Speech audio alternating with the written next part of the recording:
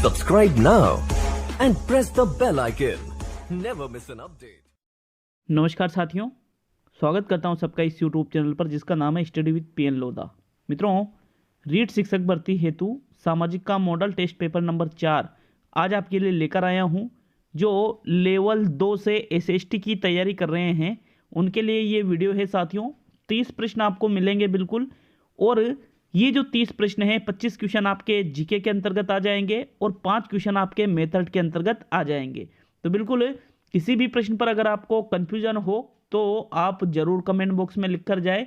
और साथियों, मैंने पिछले वीडियो में कहा था कि अगर आपको लगता है कि यार एसएसटी की टेस्ट सीरीज नहीं चलानी चाहिए, लेकिन आप सभी जो लोग हैं व्यूअर्स हैं उनका पॉजिटिव कमेंट आया, तो बिल्कुल मैं आपके लिए ये वीडियो लाता रहूँगा साथियों। शुरू करते हैं इस वीडियो को साथियों। आपका प्रथम क्वेश्चन देखेंगे। आपका प्रथम क्वेश्चन आता है मित्रों, प्रथम प्रश्न है आपका, गांधी जी ने कौन से आंदोलन को अराजकता का व्याकरण कहा? विकल्प है दांडी सत्याग्रह को, सविनय अवज्ञा आंदोलन को, भारत छोड़ो आंदोलन को और असहयोग आंदोलन को। मित्रों, सभी को सूचित कर दूं कि सुबह 8 बजे आपके हिंदी का टेस्ट आ रहा है, हिंदी का, ठीक है।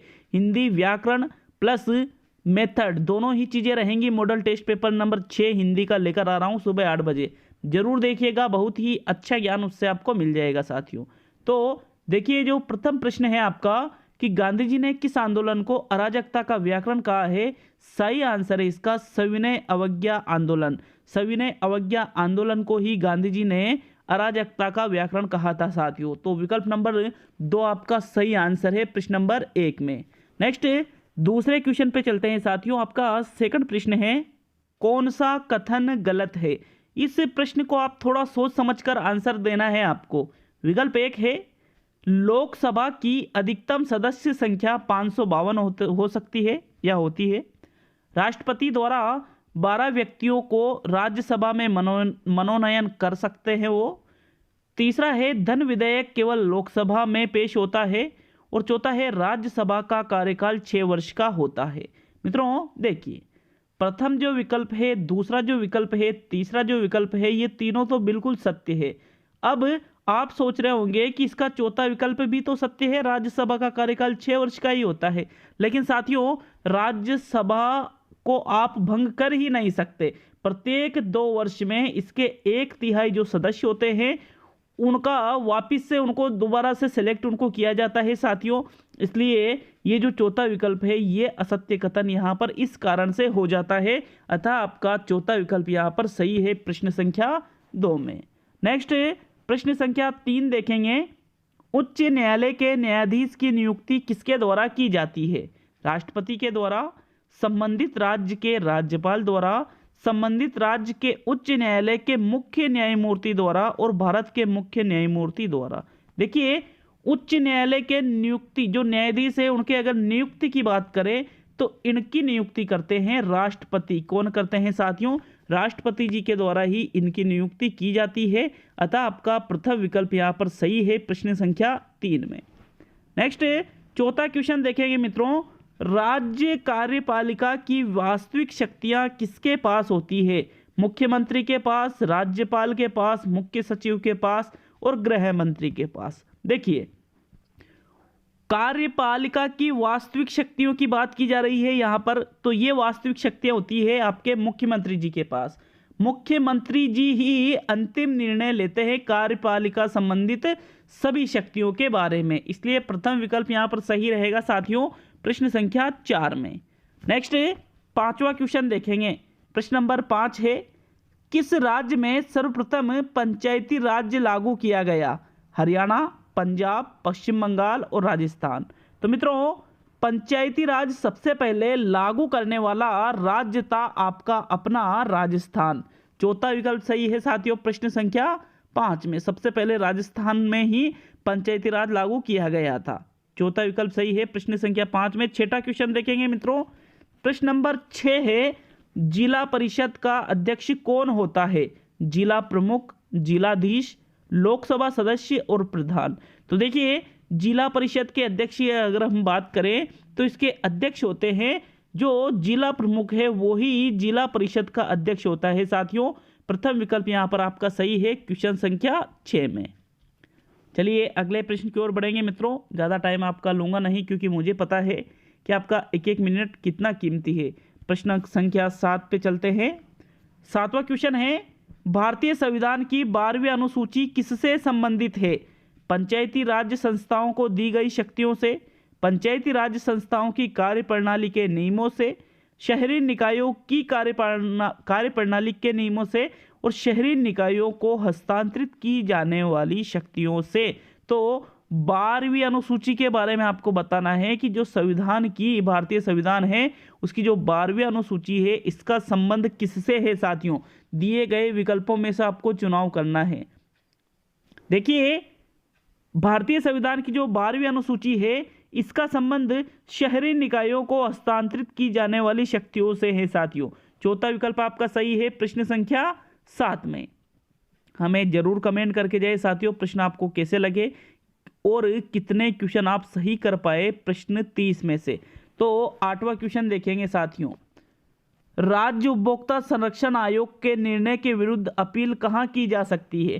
कि जैसे मान लीजिए उपभोक्ता के मामलों में राज्य उपभोक्ता संरक्षण आयोग ने कोई निर्णय दिया, तो आपको वो गलत लगा, अब उसके विरुद्ध आप अपील कहाँ पर करोगे? उच्च न्यायालय में, सर्वोच्च न्यायालय में, राजस्व मंडल में और राष्ट्रीय उपभोक्ता संरक्षण आयोग में। तो साथियों देखिए, उपभोक्ता संरक्षण से संबंधित भी त्रिस्तरीय व्यवस्था है, जिसमें दूसरे स्तर पर राज्य उपभोक्ता संरक्षण आयोग आता है। अगर कोई निर्णय गलत लगता है तो इसके विरुद्ध आप राष्ट्रीय उपभोक्ता संरक्षण आयोग में अपील कर सकते हो साथियों। सबसे उच्च स्तर है ये। यहाँ पर आपका चौथा विकल्प सही है प्रश्न संख्या 8 में। नेक्स्ट 9वें क्वेश्चन की ओर बढ़ेंगे मित्रों। प्रश्न संख्या 9 है, प्रायद्वीपीय महाद्वीप किसे कहा जाता है? भारत को, यूरोप को, अफ्रीका को और उत्तरी अमेरिका को। तो देखिए, प्रायद्वीपीय महाद्वीप कहा जाता है यूरोप को। किसको कहा जाता है साथियों? यूरोप को ही प्रायद्वीपीय महाद्वीप के कहा जाता है। दूसरा विकल्प आपका यहाँ सही है साथियों प्रश्न 9 में। नेक्स्ट 10वें क्वेश्चन की ओर बढ़ेंगे। एलिफेंटा दर्रा किसको जोड़ता है? भारत व चीन को, पाकिस्तान व अफगानिस्तान को, श्रीलंका को जापान प्रायद्वीप से और भारत व पाकिस्तान को। तो मित्रों, जो एलिफेंटा दर्रा है किसको जोड़ता है, किन किन को जोड़ता है, ये राइट आंसर बताना है क्वेश्चन संख्या 10 में। मित्रों, इसका राइट आंसर है एलिफेंटा दर्रा श्रीलंका को जापान प्रायद्वीप से जोड़ता है। तीसरा विकल्प आपका सही है प्रश्न संख्या 10 में। अच्छी तरह से इन क्वेश्चनों को आपको याद रखना है साथियों। गलत हुए हैं तो उसको भी आपको स्क्रीनशॉट ले लेना है उसका, या फिर किसी प्रश्न पर आपको आपत्ति है तो आप जरूर जल्द से जल्द कमेंट बॉक्स में कमेंट करें, ताकि उसमें उचित संशोधन किया जा सके। वैसे मैं पूर्ण सावधानी रखता हूं, लेकिन मानवीय भूल होना एक स्वभाव है साथियों। प्रश्न 11 पे चलते हैं। 11वां प्रश्न है, कोयला किस प्रकार की चट्टान है? आग्नेय, कायांतरित, अवसादी, आग्नेय और कायांतरित दोनों। तो मित्रों, कोयला को किस श्रेणी में रखा जाएगा? राइट आंसर बताएं, किस चट्टान की श्रेणी में कोयले को रखा जाता है साथियों? देखिए, कोयला अवसादी प्रकार की चट्टान के अंतर्गत आता है, कायांतरित नहीं होगा इसमें। ठीक है, तीसरा विकल्प यहाँ सही है साथियों प्रश्न संख्या 11 में। ये भी आपको अच्छी तरह से याद रखना है, ये भी बहुत ही इंपॉर्टेंट क्वेश्चन है मित्रों। प्रश्न 12 को देखेंगे। कार्डिलेरा है पठारों का समूह, पर्वतीय श्रृंखलाओं नहीं है, सॉरी श्रृंखलाएं है। ये क्या है? पर्वतीय श्रृंखलाओं का समूह और द्वीपों का समूह और नदी वेदिकाओं का समूह है। तो कार्डिलेरा क्या है इनमें से साथियों? राइट आंसर बताना है प्रश्न संख्या 12 में। ये श्रृंखलाओं नहीं है, श्रृंखलाओं लिखा था, थोड़ा सा टाइपिंग में हो जाता है, आप समझ सकते हो इस चीज को। तो मित्रों, कार्डिलेरा है पर्वतीय श्रृंखलाओं का एक समूह, लगभग 7 पर्वतों का एक समूह है साथियों। ये दूसरा विकल्प आपका सही है प्रश्न संख्या 12 में। नेक्स्ट 13वां क्वेश्चन देखेंगे। ये याद रखना, यहाँ श्रृंखलाओं है ना। प्रश्न संख्या 13 है, विश्व का सबसे बड़ा मरुस्थल कौन सा है? गोबी, कालाहारी, सहारा और थार। तो इस क्वेश्चन का आंसर तो आप सभी अच्छी तरह से जानते होंगे साथियों।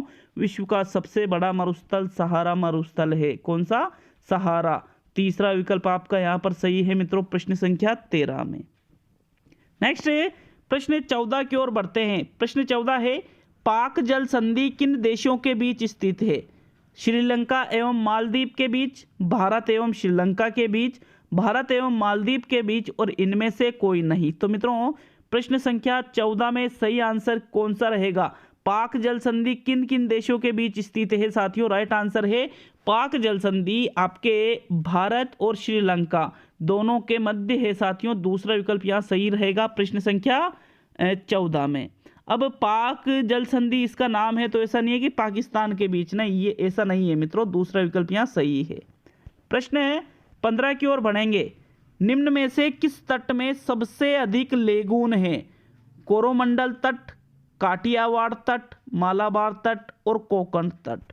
देखिए लेगून का मतलब क्या होता है कि जो समुद्र के पास में, जो समुद्र से टच जो झीलें होती है जिनमें समुद्र का खारा पानी होता है साथियों, वो लेगून झीलें कहलाती है। तो सबसे ज़्यादा लेगून स्थित है आपके मालाबार तट में। तीसरा विकल्प यहाँ सही है साथियों प्रश्न संख्या 15 में। क्लियर है साथियों ये भी सभी के? नेक्स्ट 16वें क्वेश्चन की ओर बढ़ेंगे। प्रश्न संख्या 16 है, लेटेराइट मिट्टी में किस तत्व की अधिकता होती है? पोटाश की, नाइट्रोजन की, मैग्नीशियम की और एल्यूमिनियम की। तो देखिए जो लेटेराइट मिट्टी है उसमें कौन से तत्व की अधिकता होती है? इसका सही आंसर है साथियों एल्यूमिनियम की। कौन से तत्व की? एल्यूमिनियम की अधिकता होती है जो लेटेराइट प्रकार की मृदा है। चौथा विकल्प सही है साथियों प्रश्न 16 में। अगला 17वां क्वेश्चन देखेंगे। देश में सर्वाधिक अनुसूचित जनजाति जनसंख्या वाला राज्य कौन सा है? अनुसूचित जनजाति जनसंख्या वाला सन 2011 की जनगणना के अनुसार बताना आपको ये एमपी, मिजोरम, गोवा और नागालैंड। तो साथियों 17वें क्वेश्चन में आपका सही आंसर है मध्य प्रदेश में सबसे ज़्यादा अनुसूचित जनजाति जनसंख्या वाला ये राज्य है। सबसे ज़्यादा जनसंख्या अनुसूचित जनजाति की कहाँ रहती है? एमपी या मध्य प्रदेश में। आपका प्रथम विकल्प सही है साथियों प्रश्न संख्या 17 में। नेक्स्ट 18वां क्वेश्चन देखेंगे। भारत का सबसे ऊंचा बांध कौन सा है? भांगड़ा नांगल बांध, टिहरी बांध, गांधी सागर बांध और लखवार बांध। तो मित्रों भारत के सबसे ऊंचे बांध की बात करें, सबसे ऊंचा पूछा है, सबसे बड़ा नहीं पूछा है। बड़े के अनुसार आंसर नहीं देना है, सबसे ऊंचा। तो सबसे ऊंचा बांध है टिहरी बांध। कौन सा बांध है साथियों सबसे ऊंचा? टिहरी बांध है। बिल्कुल दूसरा ही विकल्प यहाँ पर सही रहेगा। भांगड़ा नांगल बांध आपका सही आंसर नहीं रहेगा क्योंकि पूछा क्या है? सबसे ऊंचा, जो कि टिहरी है साथियों। नेक्स्ट 19वां क्वेश्चन देखेंगे मित्रों। कंप्यूटर के माध्यम से भेजे जाने वाले संदेश को कहते हैं एसएमएस, फैक्स, टेलेक्स और तार। तो मित्रों प्रश्न संख्या 19 में क्या आंसर रहेगा? कंप्यूटर के माध्यम से जो संदेश भेजे जाते हैं उनको कहा जाता है फैक्स। क्या कहा जाता है साथियों? फैक्स कहा जाता है। यहाँ पर आपका दूसरा विकल्प सही है 19वें प्रश्न में। चलिए अगला क्वेश्चन देखेंगे मित्रों प्रश्न नंबर 20। सुप्रसिद्ध पर्यावरणविद एवं राजस्थान के प्रमुख वन्य जीव संरक्षक जिन्हें टाइगर मैन के नाम से भी जाना जाता है, कौन है वो? कैलाश सांखला, डॉक्टर सीताराम लालस, राजेंद्र सिंह और वाल्मीकि थापर। तो साथियों देखिए टाइगर मैन के नाम से आप अच्छी तरह से परिचित होंगे। टाइगर मैन किनको कहा जाता है? कैलाश सांखला को। प्रथम विकल्प यहाँ पर सही है साथियों 20वें क्वेश्चन में। चलिए अगला क्वेश्चन देखेंगे मित्रों प्रश्न नंबर 21। 21वां क्वेश्चन है, भारत में हरित क्रांति किस संबंध में सर्वाधिक सफल रही है? गेहूं और चावल, गेहूं और तिलहन, चाय और कॉफी और गेहूं और ज्वार। तो देखिए मतलब सबसे ज़्यादा सफल रही है, इसका सीधा सा क्या मतलब निकल रहा है कि सबसे ज़्यादा उत्पादन किन क्षेत्रों में हुआ है साथियों? देखिए इसका राइट आंसर है 21 में सबसे ज़्यादा सफल हरित क्रांति आपके गेहूं और चावल के क्षेत्र में रही है, इसलिए प्रथम विकल्प यहाँ पर आपका सही है प्रश्न नंबर 21 में। ठीक है, सबसे ज्यादा उत्पादन इनका बड़ा है साथियों हरित क्रांति के माध्यम से। साथियों प्रश्न नंबर 22 पे आते हैं हम। हल्दी घाटी का युद्ध किसके बीच लड़ा गया था? अकबर व उदय सिंह के बीच, अकबर व राणा सांगा के बीच, महाराणा प्रताप व खिलजी के बीच और अकबर व महाराणा प्रताप के बीच। तो आप सभी को विदित होगा मित्रों हल्दी घाटी का युद्ध अकबर व महाराणा प्रताप के बीच लड़ा गया था। चौथा विकल्प यहाँ पर सही है साथियों 22वें प्रश्न में। चलिए नेक्स्ट क्वेश्चन देखेंगे मित्रों, प्रश्न नंबर 23 इस पे हम आ चुके हैं। 23वां क्वेश्चन है, सलेम तमिलनाडु में स्थित है, किसके लिए ये प्रसिद्ध है? लौह एवं इस्पात के लिए, तांबा खनन के लिए, मैग्नीज खनन के लिए और उक्त सभी के लिए। तो देखिए 23वें क्वेश्चन में आपको आंसर देना है सलेम, जो कि कहाँ पर स्थित है? तमिलनाडु में। मित्रों ये स्थान लौह एवं इस्पात के लिए अत्यधिक प्रसिद्ध है। प्रथम विकल्प यहाँ पर आपका सही रहेगा 23 में। नेक्स्ट 24वां क्वेश्चन देखेंगे, भारतीय हथकरघा प्रौद्योगिक संस्थान कहाँ स्थित है? जयपुर, जोधपुर, कोटा, उदयपुर। तो भारतीय हथकरघा प्रौद्योगिक संस्थान की अगर हम बात करें तो मित्रों ये आपके अपने शहर जोधपुर में स्थित है। दूसरा विकल्प यहाँ पर आपका सही रहेगा प्रश्न संख्या 24 में।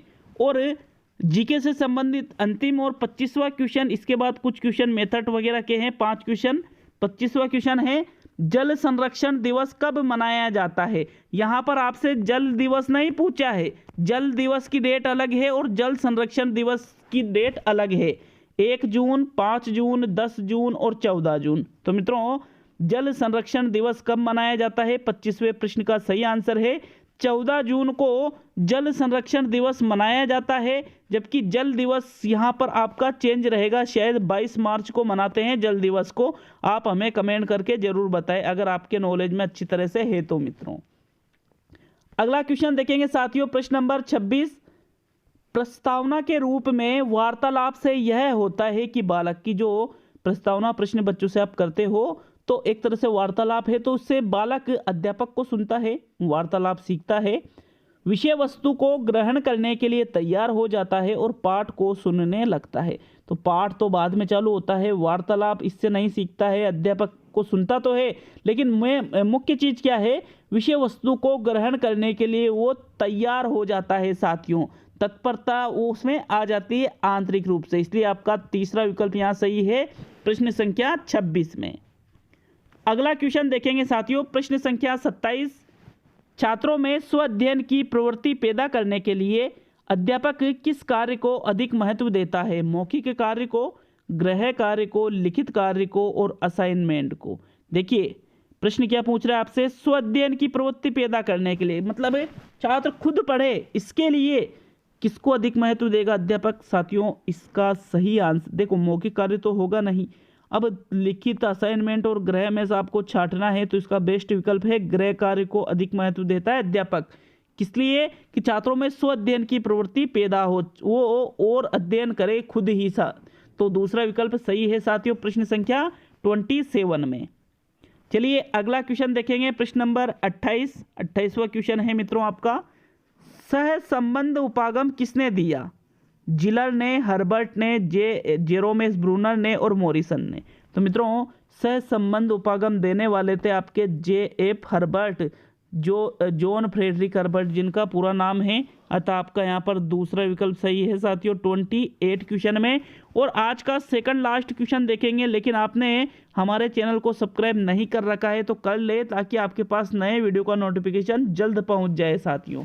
क्योंकि हिंदी और साइकोलॉजी और टीचिंग मेथड, हिंदी, साइकोलॉजी और टीचिंग मेथड की मैं गारंटी देता हूँ आपको निशुल्क, कहीं पर भी पूरे यूट्यूब पर निशुल्क लगातार इतने क्वेश्चन, इतने बेस्ट क्वेश्चनों की क्लासें नहीं मिलेगी, मैं गारंटी देता हूँ इस चीज़ की। तो इन तीनों सब्जेक्टों को तो बिल्कुल आपको अच्छी तरह से यहीं पर पढ़ना है मित्रों। बाकी आपकी अदर और चॉइस है। ब्लूम ने संज्ञानात्मक पक्ष का वर्गीकरण कितने खंडों में किया? 6, 5, 4 और 8। तो मित्रों BS ब्लूम के द्वारा जो संज्ञानात्मक पक्ष, देखो 3 पक्ष है, संज्ञानात्मक, भावात्मक, क्रियात्मक। तो संज्ञानात्मक पक्ष का वर्गीकरण 6 भागों में किया गया है। कितने भागों में किया गया है साथियों? 6 भागों में। मतलब आपका प्रथम विकल्प यहाँ पर सही है 29वें क्वेश्चन में। और मित्रों आज का अंतिम प्रश्न देखेंगे, प्रश्न नंबर 30। इंपॉर्टेंट क्वेश्चन है, स्क्रीनशॉट ले लेना है, याद है तो भी ले लेना है। सामाजिक अध्ययन तथा सामाजिक विज्ञान में अंतर है।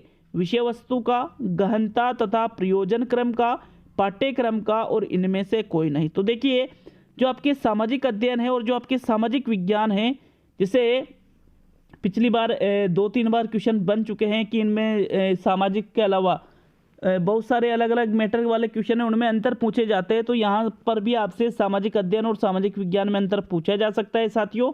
देखिए, विषय वस्तु पाठ्यक्रम नहीं आएगा, बल्कि गहनता तथा प्रयोजन क्रम आएगा सामाजिक अध्ययन और सामाजिक विज्ञान में अंतर के परिप्रेक्ष्य में। कैसे? गहनता सामाजिक अध्ययन और सामाजिक विज्ञान, प्रयोजन का मतलब होता है कि उसके जो उद्देश्य है, तो उद्देश्यों से संबंधित अंतर है साथियों। गहनता मतलब कि भाई वो किसी चीज को कितनी गहराई से लेकर के बताते हैं, किस चीज को कितनी गहराई से समझा रखा है। तो ये आपका विकल्प सही है, दूसरा वाला। तो मित्रों, आज के ये 30 क्वेश्चन थे। 8 बजे का मैंने बोला है, सुबह 8 बजे हिंदी का टेस्ट आ रहा है, संपूर्ण सिलेबस से जरूर देखिएगा, वेरी इंपॉर्टेंट प्रश्नों का टेस्ट है वो। तो मिलते हैं सुबह 8 बजे वाले वीडियो में, जल्द ही आपसे वापस मुलाकात होगी साथियों। बहुत बहुत धन्यवाद वीडियो को पूरा देखने के लिए।